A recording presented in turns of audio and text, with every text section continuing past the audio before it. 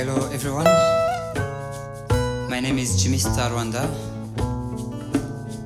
and I'm here with you in the session of my original music, and I hope we're gonna have a good time with you guys. Enjoy the session.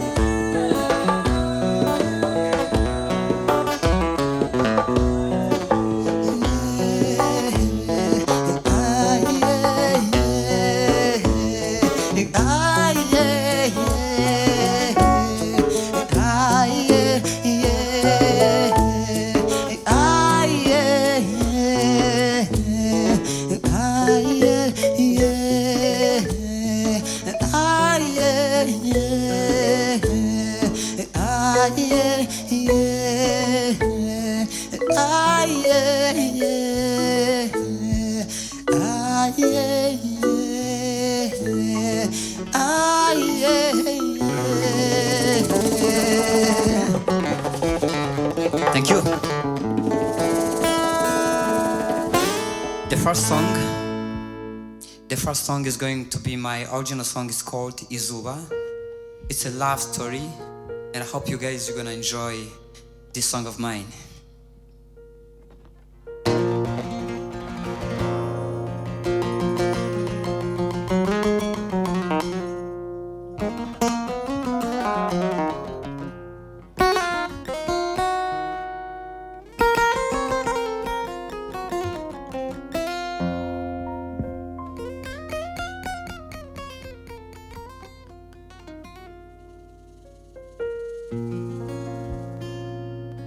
Nubona izuba rirashe,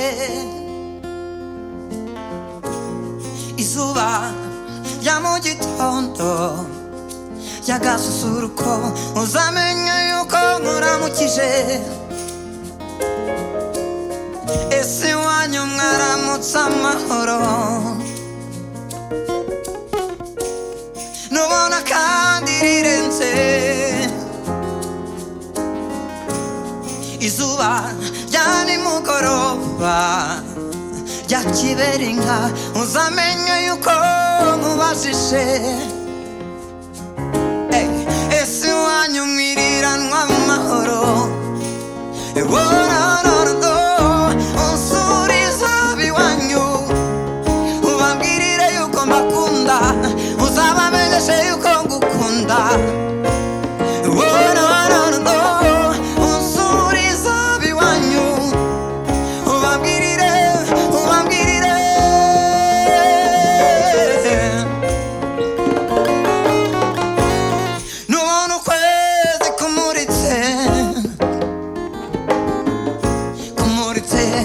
Kwijuru ry'iwanyu mu kirere cy'iwanyu,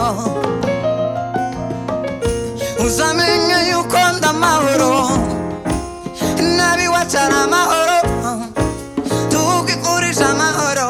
Shosho sheri mon amour, unsuriza iwanyu ubabwirire yuko mbakunda, uzabamenyeshe yuko ngukunda. Unsuriza iwanyu ubabwirire. Music now.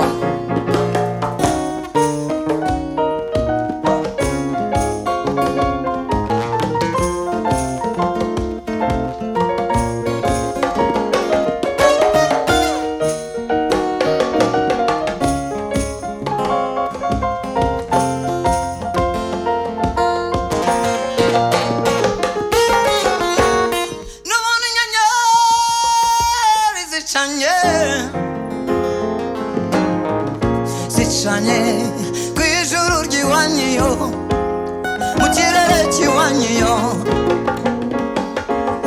uzamenya yuko ari ikimenyetso cy'urukundo urukundo ngukunda urukundo ngukunda rw'amahoro unsuriza biwanyu ubabwirire yuko mbakunda uzabamenyeshe yuko ngukunda unsuriza biwanyu ubabwirire yuko mbakunda uzabamenyeshe yuko ngukunda Bolingo, huh? Come on.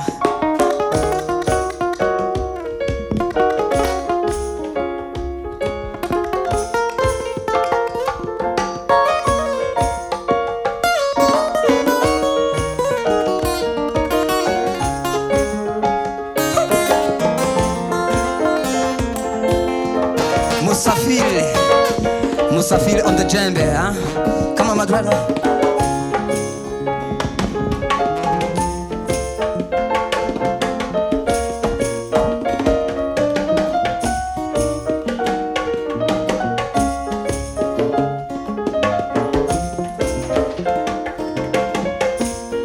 Mazi on the keys, Mazi.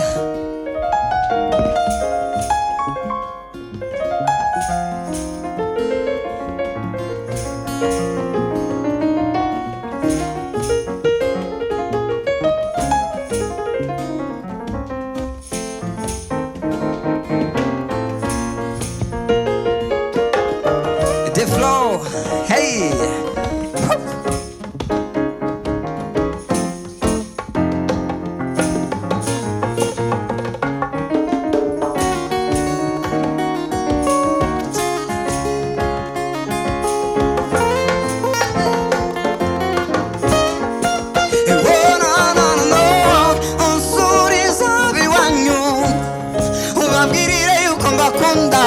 Uzabamenyeshe yuko ngukunda unsuriza biwanyu ubabwirire yuko mbakunda uzabamenyeshe yuko ngukunda unsuriza biwanyu ubabwirire yuko mbakunda uzabamenyeshe yuko ngukunda. Thank you so much. Jimmy Star from Rwanda.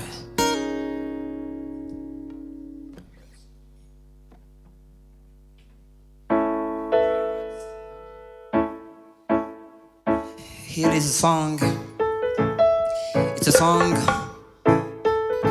of Omale, Three Little Birds.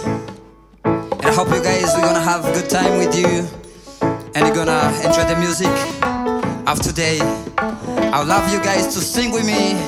If you can sing me now, and if you can sing with me now, it's gonna be okay, huh?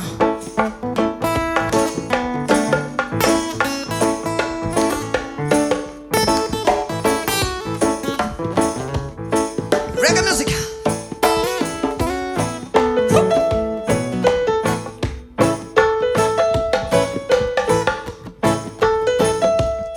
Don't worry about a thing,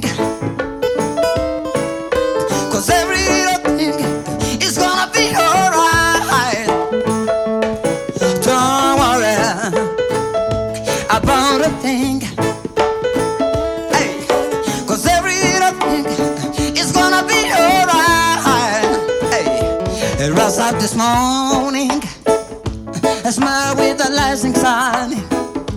Three little birds fish round my doorstep, and I sing it with song. Oh, man, I love you and strong. Say yeah, this is my message to you. Sing, don't worry about a thing. Oh, no, no, 'cause every little thing is gonna be alright. Sing, don't worry about a thing, 'cause every little thing is gonna be alright. Rise up this morning, smile with a rising sun. Three little birds, beach from a doorstep, and I sing it sweet song. Oh, man, I love you and strong. Say, this is my message to you. Music now.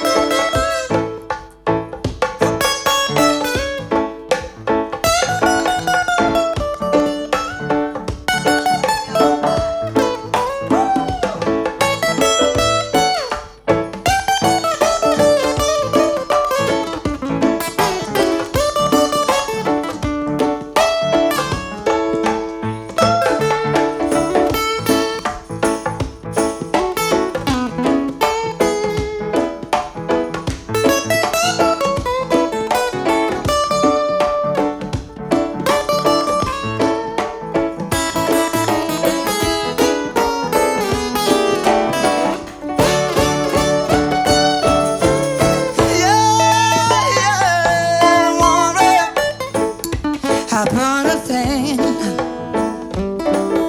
'cause every little thing is gonna be alright.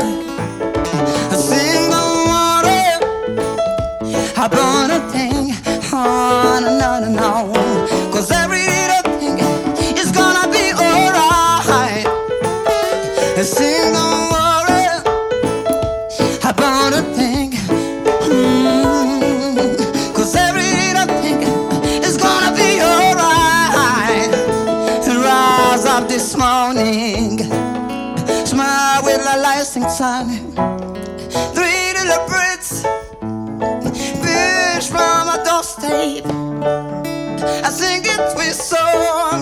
Oh, man, I love you and strong. Say, this is my message to you. Thank you so much. Yes, it's Three Little Birds by Bob Marley. It's all about love. The love that we love each other. I love you guys. So the next song is gonna be my original song. It's called Inkuru. Inkuru means a story. It's a story about my family, especially my mother. I lost my mother when I was 6 years old, but when I was joining the music journey, I was always wishing to write a song which is dedicated to my mother as the person who gave me life, as the person who inspired me. But also, Inkuru is not my own story, because I know we all meet obstacles. We lose people. We lost the parents from different corners of the world.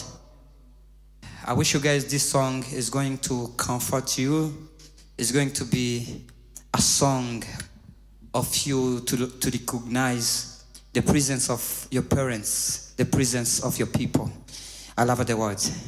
Let's enjoy the music, let's enjoy the song.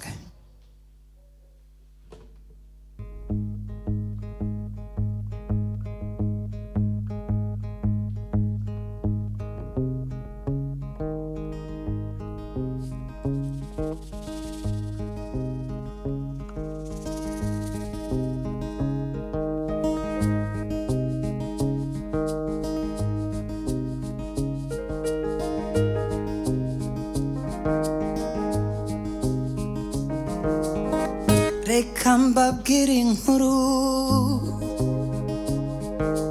inkuru yambabaje, ariko ikanyubaka, ikambera urumuri rwo kugira ubumuntu, bwo kugira ubumuntu. Hari kuwa kane nari mvuye ku ishuri, ngeze mu rugo nsanga mama wabyaye yatabarutse. Nari muzaniye inkuru nziza yuko nitwaye neza ku ishuri, nibwo nakiriye inkuru mbi yuko mama yamaze gutaha, yuko mama yamaze gutaha. Naramukundaga cyane kuko yahoraga hafi yanjye, yajyaga ambwira ati mwana wanjye nkunda cyane, uzaba umugabo kandi ntuzahemuke, uzakunda igihugu cyawe kandi uzagirwanira ishyaka, uzakunda igihugu cyawe kandi uzagihesha ishema, uzakunda abantu nkagire neza, uzagwiza inshuti mu buzima.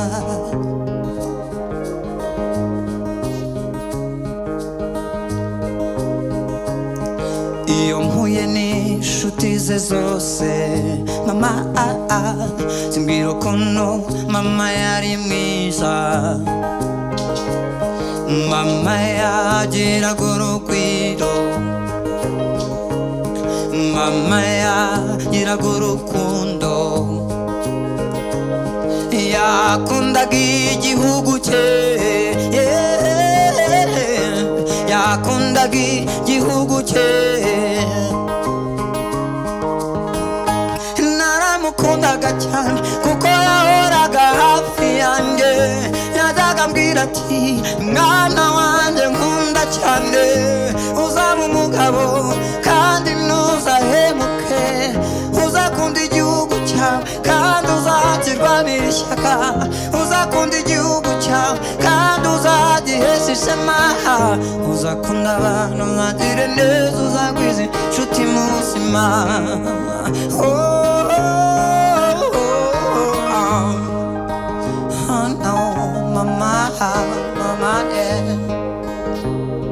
My mother was the most important person that I had in my life.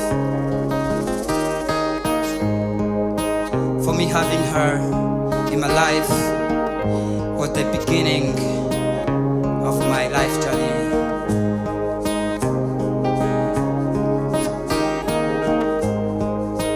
Losing my mother was a new journey to communicate with my people, the world, the people in need, the people who need support, the people who need me, for giving them hope through my music. Now I'm ready to support the world, to support the people, because I have a mother. Nkiri muto nakomeje guharanira kuba mama yifuje komba, nkakora cyane kugira ngo izina rye ritazima. Now I see my future, amazing great is right to my country. Now I see my future, amazing great is right to my country. Now I spread the success, amazing great is right to my country. Now I see my now I see my future, amazing great is right to my country. Oh mama, oh yeah. Having my country Rwanda,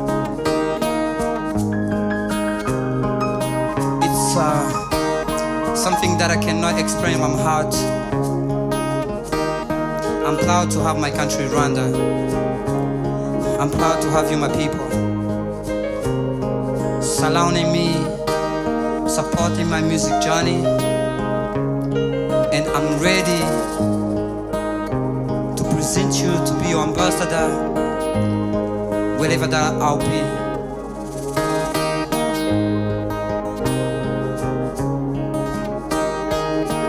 nkiri muto nakomeje guharanira kuwamama yifuje komba nkakora cyane kugira ngo izina rye ritazima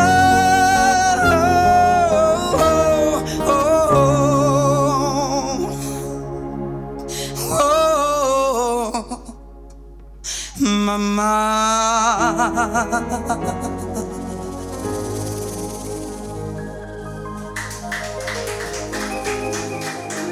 Thank you so much for today.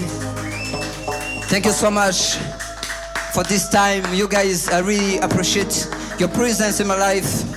Thank you, Musafil, my brother on the djembe, and Shakers as well. Thank you, Defro, on Inanga, one of the culture, Rwandan culture instrument, Inanga. Thank you, Manzi, on the keys, on the keyboard. And he's the producer, he's the one to produce my music that you'll be listening through my platforms like Spotify, Apple Music, Ditsa Boomplay. You're gonna find my music there. It's Jimmy Star. And then you get the album which is called Kanuma, Kanuma. Thank you, Bolingo, on the guitar. Thank you so much.